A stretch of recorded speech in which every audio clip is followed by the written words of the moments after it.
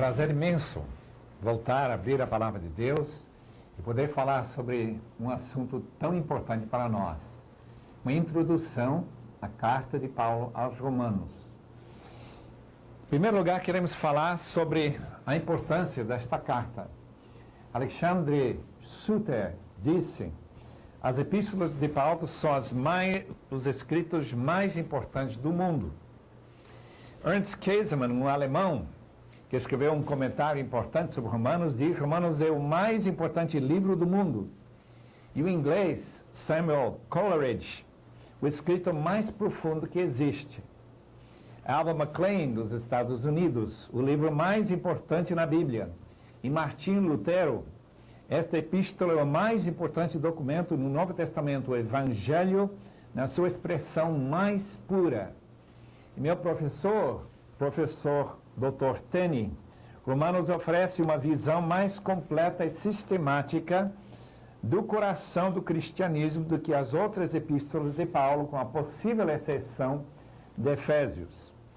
De qualquer forma, nós temos aqui diante de nós um livro que tem uma importância na história, tanto da igreja como do mundo, que é ímpar, não tem comparação. Olhando, por exemplo, para a Reforma, lembremos que Lutero procurou o Evangelho para ele sentir realmente a justiça que Deus lhe daria através da morte de Cristo. Ele encontrou a resposta, os anseios do seu coração no livro de Romanos. Em primeiro lugar, queremos abrir a nossa mente para qualquer ideia relacionada com a origem desta carta. Como é que Paulo escreveu, onde que ele estava, quais foram as datas, mais ou menos que idade Paulo tinha e o que levou ele a escrever esta carta. Essas perguntas mais relacionadas com a introdução. Primeiramente, a evidência quanto à autoria de Romanos pelo apóstolo Paulo. A evidência externa é muito forte entre as evidências mais fortes de qualquer livro do Novo Testamento. A primeira referência que nós temos ao fato que Paulo escreveu Romanos, encontramos no cânon de Márcio. Márcio foi aquele herege mais relacionado com o gnosticismo, que negou o Antigo Testamento ser a palavra de Deus, achando que o Deus do Antigo Testamento não é o mesmo Deus do Novo. Mas ele tinha uma lista das cartas de Paulo que ele colocou no seu cânon. 10 epístolas de Paulo, naturalmente ali está Romanos, como também o livro de Lucas. Irineu, Clemente de Alexandria, Tertuliano, todos atribuem esta carta ao apóstolo Paulo. E citações existem numerosas. Estamos pensando, por exemplo, que Inácio, que foi martirizado certo do ano 115 depois de Cristo, Policarpo, que também foi queimado na estaca em Esmirna, viveu entre 69 e 155, Justino Mártir, outro mártir da igreja, 110 a 165, todos citam a carta aos Romanos de Paulo. Até o ano 200 nós encontramos já 19 citações da epístola aos Romanos na literatura dos pais da igreja. Quanto à evidência interna, tem todas as características mais esperadas do apóstolo aos gentios. Veja, por exemplo, capítulo 11 de Romanos, versículo 13, onde Paulo declara que ele é apóstolo dos gentios. Como também capítulo 15, versículo 16, onde ele coloca como seu grande alvo na vida oferecer a igreja gentílica a Deus como oferta agradável ao Senhor. Essa evidência, então, é interna. Seu nome aparece na primeira linha da carta, Paulo, servo, literalmente significa escravo de Jesus Cristo. Então, ele reivindica ser escrito por Paulo. O estilo e as doutrinas centrais que nós encontramos em Romanos são justamente as doutrinas que Paulo ensinava em outras epístolas e que nós conhecemos através do livro de Atos, que era característico de Paulo. Não há, de fato, erudito entre os conservadores que não aceitem a autoria paulina de Romanos. E até entre os liberais teria que ser uma pessoa tão extremada que não teria nem campo para ensinar as suas ideias estranhas se ele negasse a autoria paulina de Romanos. Mas existe um problema nesta carta. O problema é sua integridade, isto é, qual é o conteúdo real desta carta. E o problema existe em torno da inclusão ou exclusão dos capítulos, parte do capítulo 15 e 16. A razão desta dificuldade são os manuscritos que nós encontramos. Ambos os capítulos foram escritos certamente por Paulo, não é uma dificuldade com a autoria paulina desses capítulos 15 e 16. Alguns manuscritos têm capítulo 16, versículos 25 a 27, colocado no fim do capítulo 14. Em outros manuscritos, nós encontramos esses versículos no fim do capítulo 15. Márcio não tem os capítulos 15 e 16 em sua cópia de Romanos. E também, interessantemente, essas 26 saudações no capítulo 16 parecem para nós um pouco estranhos. Numa carta aos Romanos, uma cidade onde Paulo não trabalhou, onde ele não tinha nem visitado ainda, como é que ele tinha tantos amigos naquela cidade? Em capítulo 18, 2 de Atos e 18, 26, encontramos Aquila e Priscila em Éfeso. Mas em Romanos 16, versículo 3, eles estão em Roma. 1 Coríntios 16, versículo 19, também estão em Éfeso.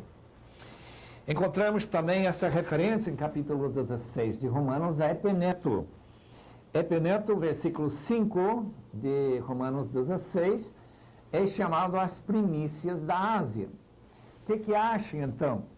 Acham estranho, mas muitos acham estranho. E juntamente com o fato que alguns manuscritos não têm esses capítulos na sua cópia de Romanos. Essas epístolas bem antigas. Mas, como há muitas possibilidades e sugestões, entre elas a ideia de que talvez esse fim de Romanos era parte de uma outra carta. E como aquele papiro sobre o qual se escreviam cartas naquela época era muito frágil, talvez um pedaço foi cortado ou quebrado da epístola às Romanas e colocado em outra epístola. Ou talvez estava ligado à epístola aos Efésios. E depois foi colocado Romanos. De qualquer forma, podemos ter certeza que Paulo escreveu e que faz parte da palavra inspirada de Deus. E nós podemos, então, confiar que quando nós lemos esses maravilhosos capítulos 15 e 16, que nós estamos lendo a palavra inspirada do Senhor. Por que Paulo escreveu Romanos? Qual foi a ocasião de ele ter escrito esta maravilhosa carta? Diferentemente das outras cartas paulinas, esta carta foi escrita por uma igreja que Paulo não conhecia. De fato, tem uma outra igreja para a qual Paulo escreveu que não tinha visitado, que era a igreja em Colossos. Paulo se encontrava em Corinto quando ele escreveu Romanos, capítulo 15, versículo 26, 16, 1 e 2, mostram isto, que ele está em Corinto, naquele período logo antes de ele chegar em Roma, no percurso da sua terceira viagem missionária. Estava aguardando o fim do inverno. Naquela época não era possível viajar de navio no mar Mediterrâneo entre os meses de outubro e março, por causa dos altos ventos. Justamente foi aquela ousadia do capitão, o de Centurião, em capítulo 27 de Atos, que mostra justamente que mal deu tentar ir só mais alguns quilômetros, quando chegou aquele vento tremendo que levou ao naufrágio daquele navio em que Paulo estava viajando para Roma. Então ele estava em Corinto, aguardando esse fim do inverno, para poder novamente navegar para a Síria, levando aquelas ofertas que ele menciona no capítulo 15 de Romanos, que ele menciona também em 2 Coríntios, que foi escrito logo antes de Romanos, essas ofertas que eram levantadas nas igrejas de Macedônia e da Acaia, parte da Grécia, iam ser levados por Paulo junto com seus companheiros até a igreja de Jerusalém e os irmãos da Judeia, onde havia muita necessidade e pobreza. Ele fala que ele queria muito visitar a igreja de Roma, muito queria ver-vos, mas ele foi impedido muitas vezes. Leia capítulo 15, versículo 22.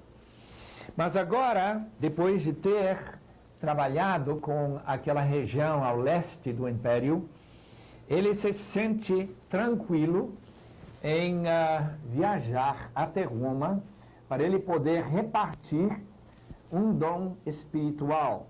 Versículo 11 do primeiro capítulo: porque muito desejo ver-vos, a fim de repartir convosco algum dom espiritual, para que sejais confirmados.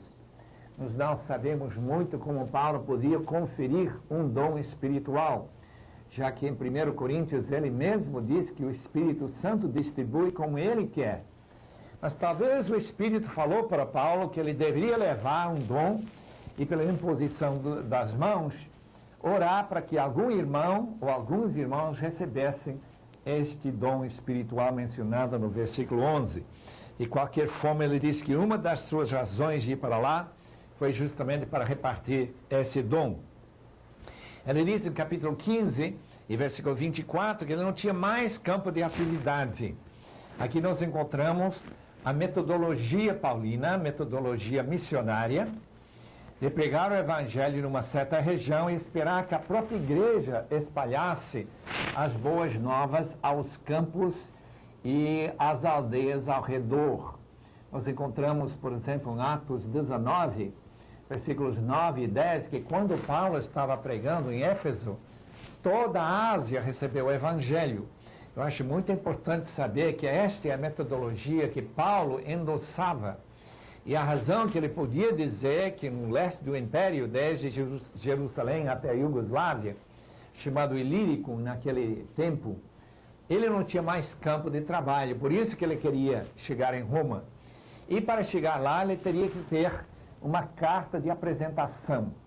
E nós perceberemos por que ele queria que houvesse uma carta escrita antes dele chegar lá.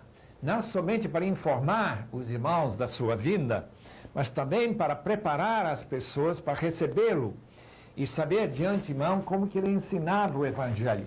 Razão que a carta aos Romanos seja uma carta tão sistemática, a carta que mais tem da teologia paulina de qualquer outra carta. Não é uma carta que resolve problemas como a carta aos Coríntios ou a carta a Colossenses, mas é uma carta em que Paulo está escrevendo para se apresentar. Paulo era um líder que provocava controvérsia. E havia controvérsia em Roma, isso nós sabemos. Nós estaremos explicando isso daqui um pouco, qual foi justamente essa controvérsia dentro das igrejas lá, ou sinagogas de Jerusalém.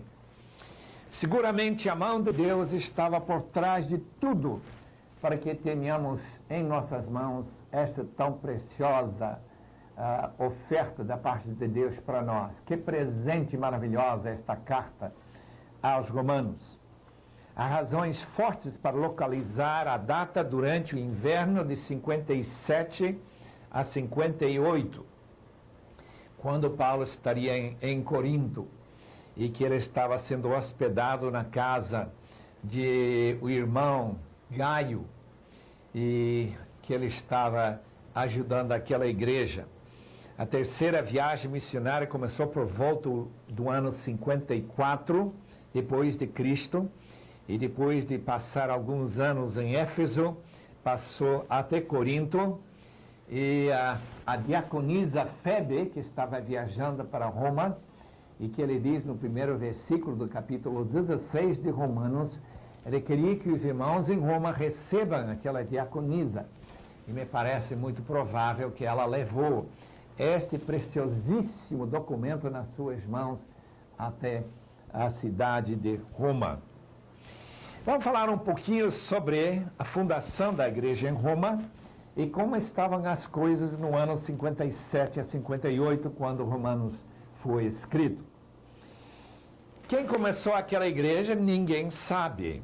Não há nenhum nome certo. A Igreja Católica gostaria que nós crescêssemos, que foi o discípulo apóstolo de Jesus, Pedro, que recebeu as chaves do reino, que começou a igreja de Roma.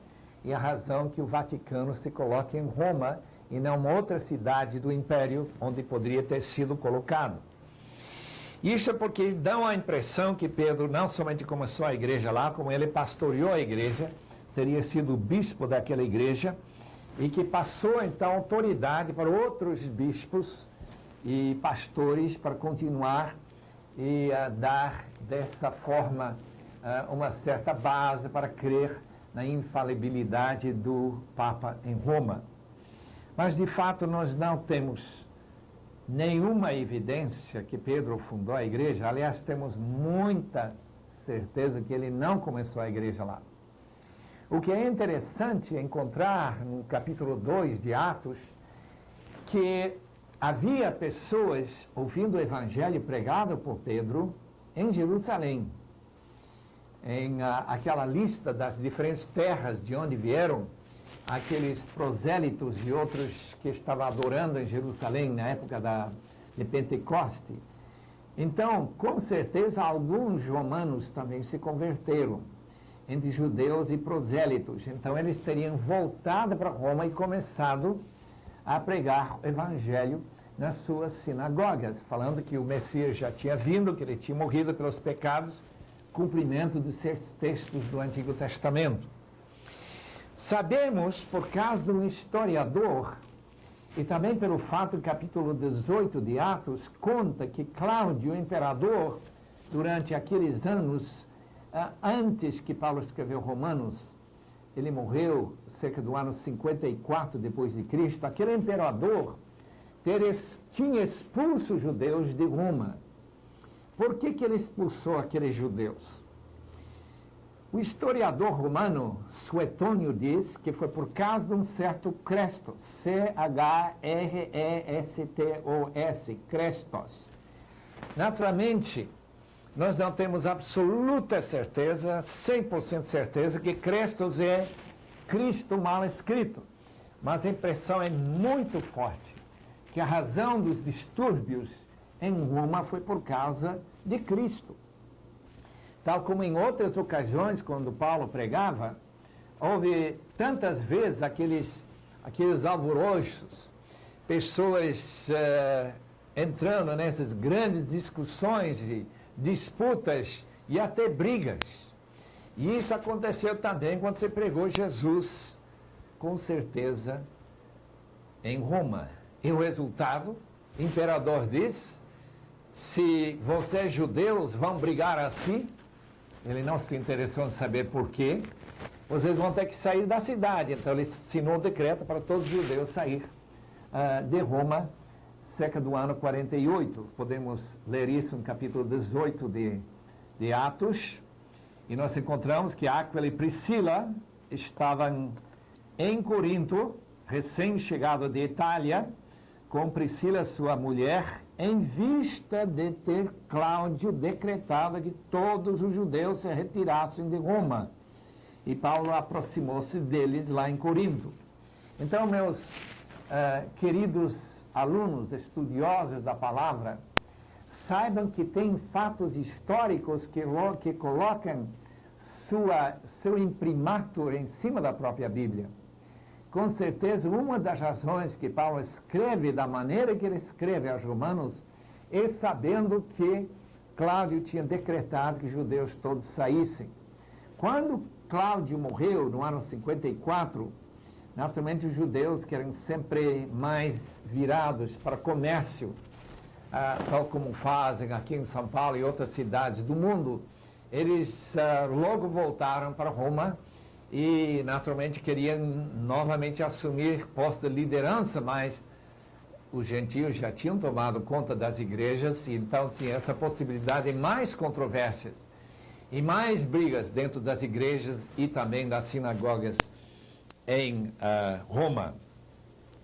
Nós encontramos então esse grande número de amigos no capítulo 16, que é bem possível que foi escrito justamente para Roma, por causa daquelas pessoas que tinham ido para Corinto e depois voltado para Roma, e que Paulo conhecia na igreja de Corinto e outras igrejas que ele tinha trabalhado antes dele ir para Roma. Lucas menciona a existência dos judeus e prosélitos romanos no dia de Pentecostes, que nós já falamos. Então, no livro de Atos, capítulo 2, versículos 10 e 11, nós encontramos essa possibilidade, então, dos fundadores da igreja em Roma. Com certeza não foi Pedro.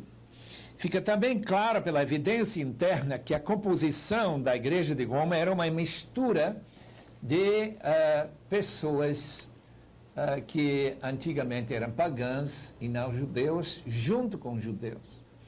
Quer dizer, uma igreja bastante cheia de judeus, mas também a maioria sendo gentios.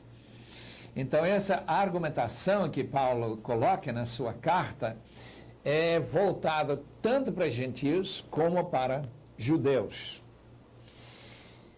Quanto ao tema de Romanos, queremos sugerir, o tema seria a salvação no Evangelho de Cristo. Evangelho, boas novas sobre Cristo, traz salvação. A ideia básica em Romanos é sobre salvação em Cristo. Tem outros temas abordados em Romanos.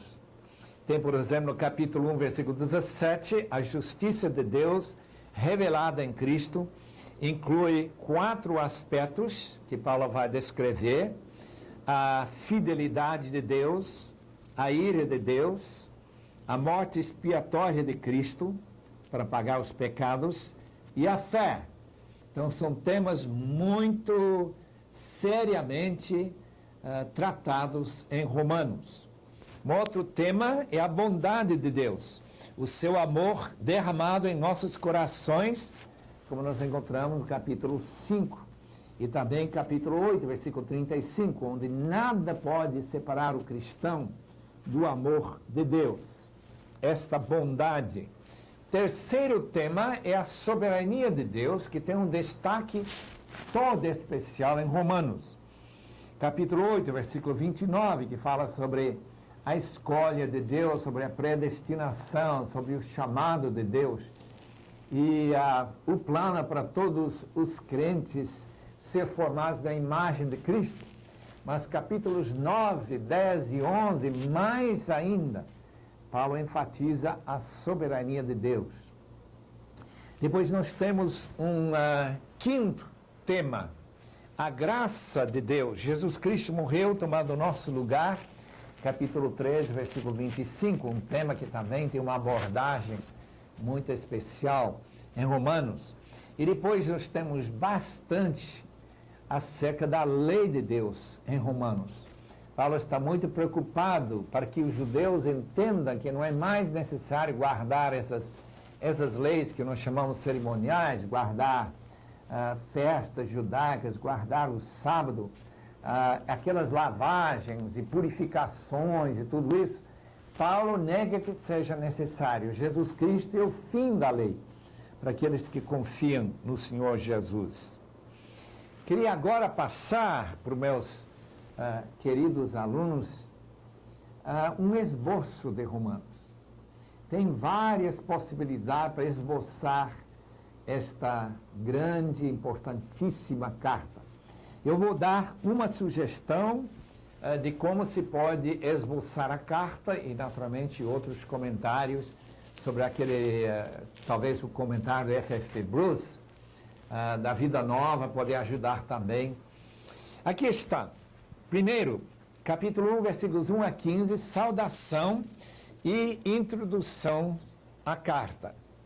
Versículos 16 e 17 tratam do tema do tema que nós podemos ler, porque não me envergonho do Evangelho, porque é o poder de Deus para a salvação de todo aquele que crê, primeiro de judeus e também de gregos, visto que a justiça de Deus se revela no Evangelho de fé em fé, como está escrito, o justo viverá pela fé. Esse versículo 17 foi o versículo que Deus usou para salvar Martinho Lutero. Capítulo 1, versículo 18 a 3, 20, trata da natureza e consequências do pecado do homem. Paulo está querendo mostrar que o homem é pecador e que tem consequências, especialmente capítulo 2, falando sobre a ira de Deus, que é aumentando todo dia até chegar o dia do Senhor, que será o dia de juízo. Capítulo 3, versículo 21 a 31, o plano de salvação pela justificação pela fé. 3, 21 a 31. O capítulo 4 todo trata do sustento dessa doutrina da justificação, baseado na salvação de Abraão pela fé. Todos os meus ouvintes devem lembrar que capítulo 4 de Romanos trata da salvação de Abraão. E como nós somos filhos na fé de Abraão, Paulo quer usar aquela argumentação que Abraão foi salvo, mesmo sem ter a lei. Capítulo 5, versículos 1 até 21, a implicação da justificação. Se somos justificados pela fé, tem várias implicações. Capítulo 6, primeiro versículo, até o fim do capítulo 8, temos a resposta à primeira objeção, a justificação pela fé. A objeção é que se uma pessoa é justificada pela fé, se ele não tem que fazer nada para ser salvo, se não crer, como não seria que ele se tornaria simplesmente uma pessoa que crê, mas continua pecando? E Paulo então levanta sua resposta e dá uma resposta tremenda a esta ideia tão errada que a pessoa convertida pode continuar vivendo no pecado. Em capítulo 6, versículo 1 a 23, justificação promove a santificação. Se a pessoa realmente entendeu o seu batismo, ele deve ser uma pessoa que procura viver em novidade de vida. Capítulo 7, 1 a 26, a lei não promove o pecado. É o argumento do capítulo 7. Capítulo 8, graça e o Espírito Santo promovem, sim, a santificação.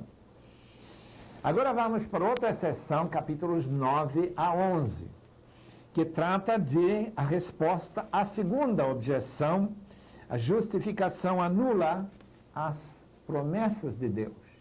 Paulo nunca admitiria que qualquer doutrina anulasse a promessa de Deus. Capítulo 9, versículo 1 a 33, afirma que Deus é soberano. Ele escolhe quem Ele quer. Capítulo 10, o zelo de Israel levou Israel a procurar a justificação sem procurá-la pela fé, procurou erradamente. Então é o erro de Israel. Capítulo 11, versículos 1 a 36, o futuro de Israel. Nesse grande capítulo, Paulo afirma que Israel será novamente inserido naquela oliveira que Deus está cultivando desde o começo da história e que vai terminar quando Cristo volta. Capítulos 12 até 16 são exortações práticas para a igreja de Roma. Em primeiro lugar, capítulo 12, 1 até 21, devem servir a Deus com os dons em amor. Uma ênfase muito grande sobre o amor e aquele sacrifício dos seus corpos, essa modificação de sua mente para poder servir a Deus com os dons. Capítulo 13, 1 a 14, submissão ao Estado e também o amor ao próximo. E capítulo 14, versículos 1 a 23, a responsabilidade pessoal perante Deus. Capítulo 15, 1 a 14, Cristo, nosso exemplo, aquele que cumpre as promessas a Israel, como também aos gentios. Capítulo 15, versículos 15 a 33, os planos missionários de Paulo.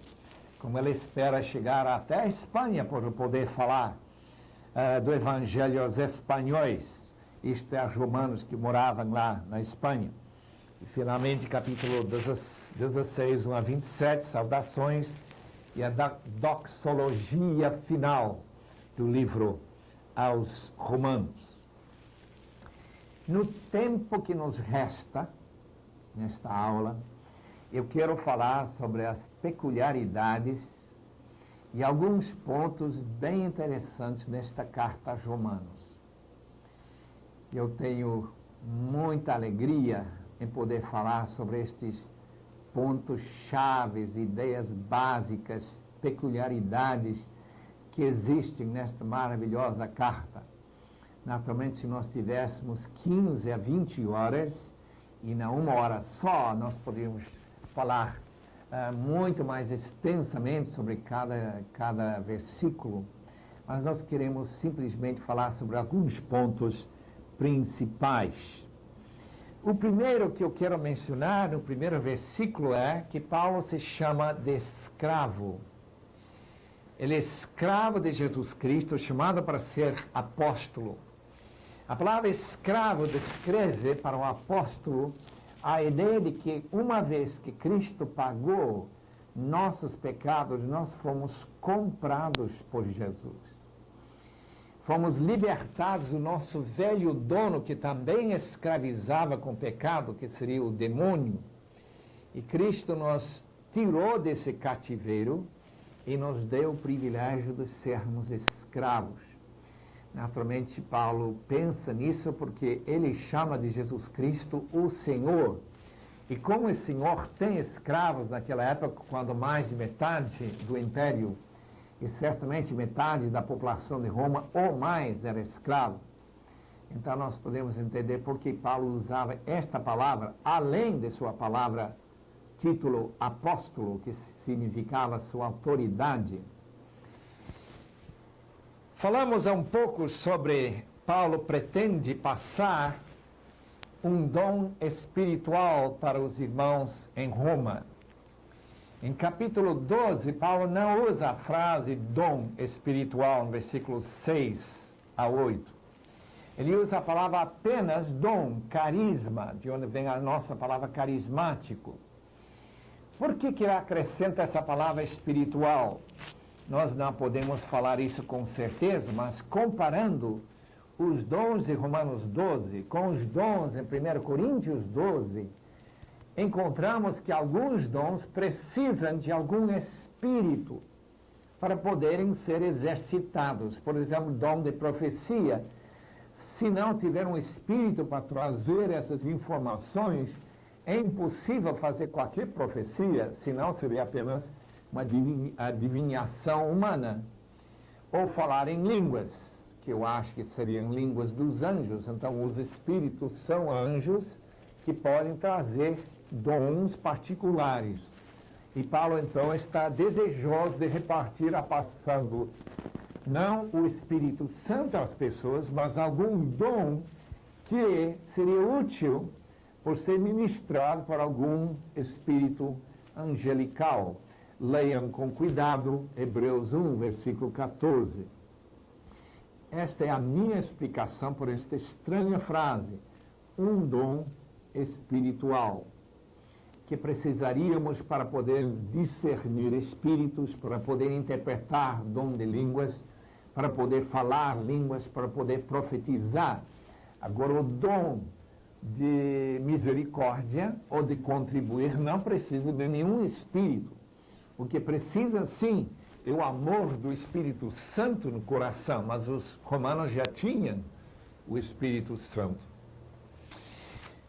Vamos para a nossa terceira peculiaridade. O Evangelho deveria ser primeiramente pregado aos judeus. Versículo 16 do primeiro capítulo. Todo mundo talvez estranha isso. Mas o fato é que os judeus têm prioridade no plano de Deus, porque eles formaram o povo escolhido. E os profetas, a Bíblia e o próprio Messias, nosso Senhor Jesus Cristo, segundo a sua humanidade, vem de Davi. Então era natural para o pregador levar primeiramente o evangelho aos judeus.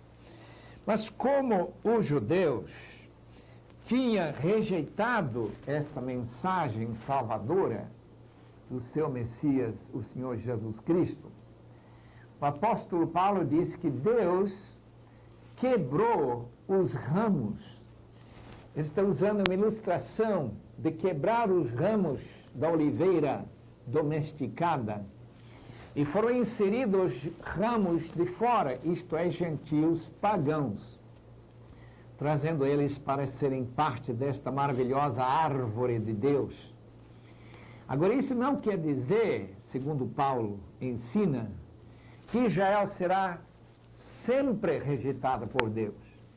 Aliás, se nós olharmos no capítulo 11, versículo 15, dá para entender que Israel será de novo inserido neste árvore de Deus.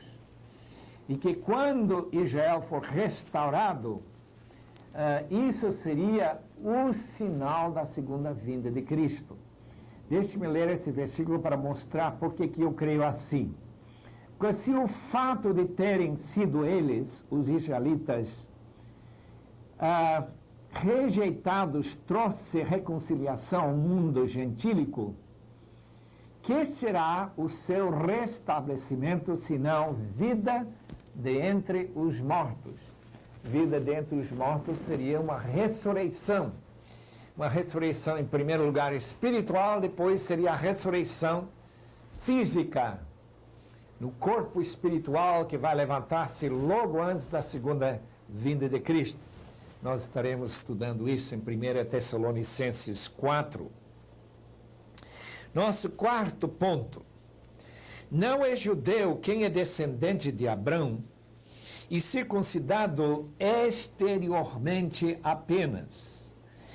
É judeu quem é circuncidado de coração. Assim diz capítulo 2, versículo 20 e 21. Interessante esta referência à circuncisão do coração. Uma ideia que nós encontramos também no livro de Deuteronômio.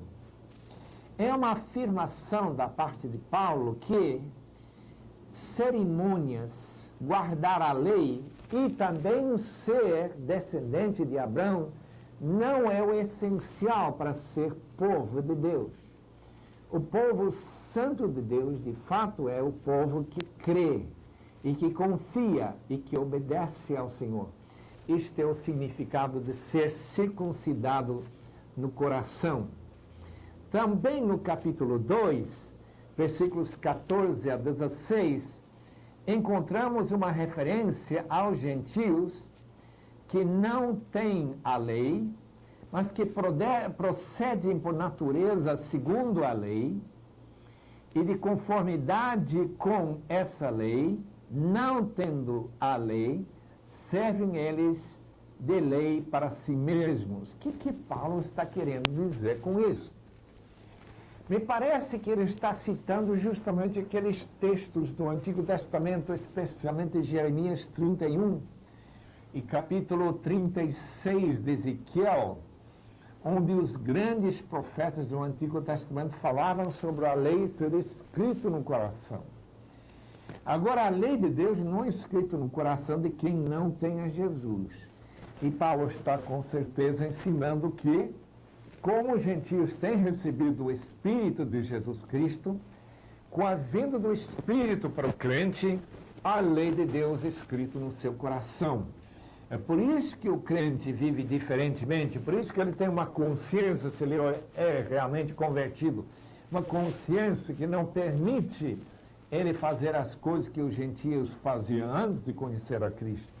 De fato, eles começaram a viver justo e piamente diante de Deus, negando aqueles paixões mundanas, como diz Tito, capítulo 2, versículos 12 e 13. Os pecados do Antigo Testamento, isto é, dos santos do Antigo Testamento, não foram de fato removidos por aqueles sacrifícios. Este é o quinto ponto que nós queremos chamar a atenção. Capítulo 3, e versículos 25 e 26, deixa bastante claro que quando o judeu no Antigo Testamento levava o seu cordeiro, a sua ovelha para ser sacrificada, isto não tirava os pecados daquele pecador. Tanto Romanos como Hebreus ensinam claramente que não há nenhum sacrifício que pode cobrir pecado, a não ser o sacrifício de Cristo. Portanto, que Paulo ensina aqui em versículo 25 e 26 de Romanos 3, é que quando Cristo morreu, os pecados dos santos do Antigo Testamento, aqueles grandes heróis de Deus como Davi, Samuel, Moisés, todos eles foram perdoados na mesma cruz que nós fomos perdoados. Leiam aqueles versículos com cuidado para ver que é isto mesmo que ele está falando. Ele também ensina, em sexto lugar, que a justificação não significa inserir santidade na vida do pecador, mas de declará-lo santo. Um dos pontos controvertidos da reforma é a Igreja Católica ensinava que a justificação era Deus tornando o pecador justo. Lutero diz, não, isso não é o caso. Justificação pela fé é Deus declarar justo aquele que não é justo, aquele que é pecador, mas que confia em Cristo e que fica inserido em Cristo, de forma que Deus olha para seu filho, vê a perfeição do seu filho e desta forma perdoa o pecador, que continua sendo pecador. Todos nós sabemos disto. Talvez a razão que nós não canonizamos nenhum crente, não chamamos nenhum crente São Paulo, Santo André, nenhum desses nomes que a igreja tem dado aos homens pecadores. Nós entendemos melhor, creio eu, a palavra de Deus em fato de que a palavra justificação é uma palavra jurídica, é palavra de juiz que declara um criminoso absolvido, não porque ele não cometeu o crime, mas porque o crime já foi pago por outra pessoa. Por isso que nós damos tanta atenção ao fato de que na cruz de Cristo ele morreu pelos nossos pecados para nossa justificação. O pecado de Adão, diz capítulo 5, versículo 12, passou a toda a humanidade. Isso é difícil para nós engolirmos, que um pecado de uma só pessoa, pai de todos os povos do mundo, 6 bilhões de habitantes hoje, quase, que essa humanidade toda é pecadora por causa do pecado de Adão, chamado pecado original. Meu querido amigo, estudante da palavra, todos somos pecadores por causa de Adão, por ele ter desobedecido. É por isso que nós nascemos pecadores, antes mesmo de nascer, éramos pecadores. Mesmo uma criança mortada precisa da graça de Deus para tirar os seus pecados, para que ele possa conhecer a graça divina. Outra coisa interessante, o batismo, segundo Paulo ensina, capítulo 6, versículos 1 a 7, significa uma união com Cristo. Eu creio que muitos de nós fomos batizados sem entender muito sobre o significado deste ato cerimonial, litúrgico, em que a pessoa deitada nas águas realmente morre com Cristo e ressuscita também na ressurreição de Cristo. É uma maneira bem judaica de pensar que Deus utilizou para aplicar para nossas vidas o mérito de Cristo. De forma que na morte de Cristo eu morri. Isso naturalmente ocorreu realmente originalmente na cruz. Mas quando eu morro simbolicamente no batismo, quando eu ressuscito dessas águas, eu ressuscito em novidade da vida, diz capítulo 6 de Romanos. Mas, ao mesmo tempo, ele diz que a pessoa que tem morrido com Cristo, ressuscitado com Ele, não necessariamente vai chegar até o céu. Alguns que foram batizados vão para o inferno. E Paulo explica por quê, em capítulo 6. Ele diz, se nós obedecermos nossas inclinações ao pecado, nós podemos novamente ficarmos escravizados ao pecado. Porque, de fato, somos servos daquele a quem nós servimos.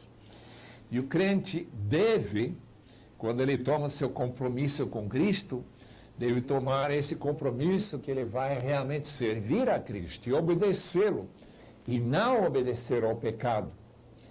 Mas como nós, às vezes, caímos no pecado, e Paulo explica em capítulo 7 que ele sofria também derrotas na sua vida, querendo fazer o que estava certo, mas também tropeçando no pecado que operava na sua carne, levava Paulo a dizer que em mim, na minha carne, não habita nada de bom, mas com a minha mente já é infiltrada pelo Espírito Santo e eu amo a lei de Deus, eu quero fazer o que Deus quer.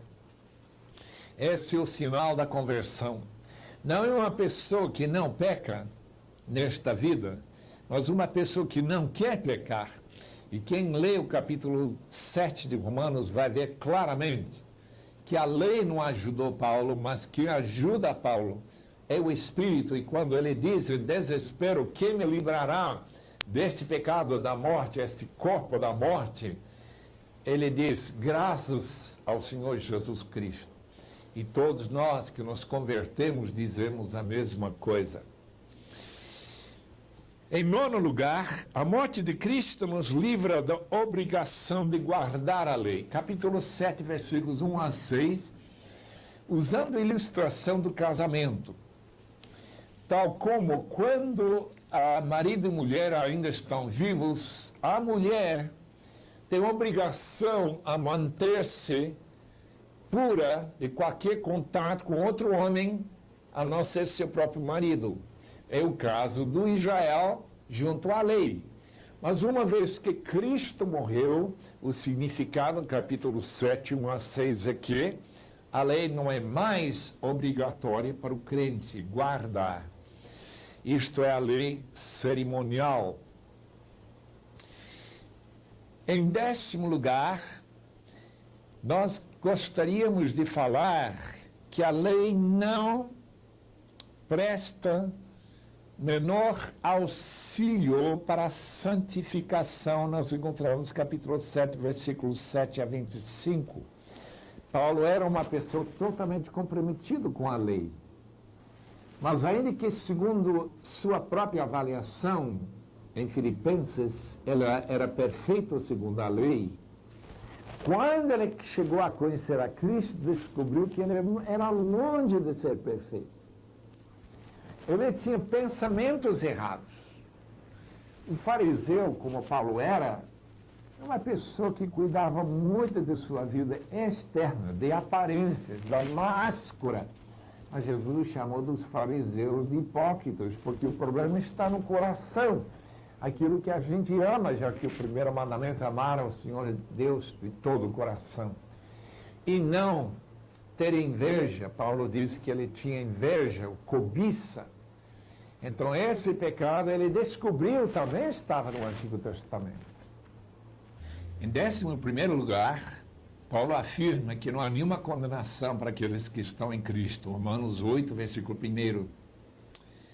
Que maravilha não ter que pensar na culpa e pagar nem em purgatório, nem no inferno, a culpa que nós realmente granjeamos quando nós pecamos. Graças a Deus que essa condenação já foi levada por Cristo. Mas novamente Paulo volta a explicar que a morte de Cristo não foi apenas para tirar a culpa nossa, mas é para que nós vivamos, diz versículo 4, uma vida justa.